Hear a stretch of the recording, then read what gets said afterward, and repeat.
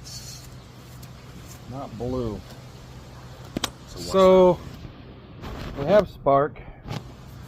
I'll bring you guys in and show it to you. I'm gonna try it one more time, Ethan.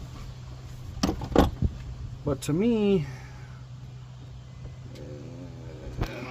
it's kind of not the blue I'm looking for, and also maybe flooded because it's spitting fluid out of it a little bit.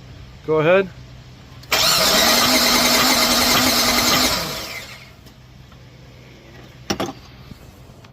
Also maybe flooding it because it doesn't get enough spark to actually cause combustion. So I'm going to check those gaps. We'll see what they're supposed to be at. But it's not blue. So we have spark. I'll bring you guys in and show it to you. I'm going to try it one more time, Ethan. But to me,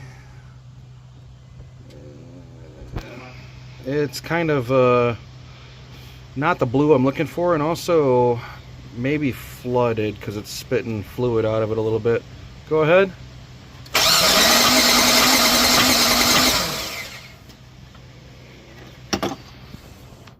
Also maybe flooding it because it doesn't get enough spark to actually cause combustion. So I'm going to check those gaps.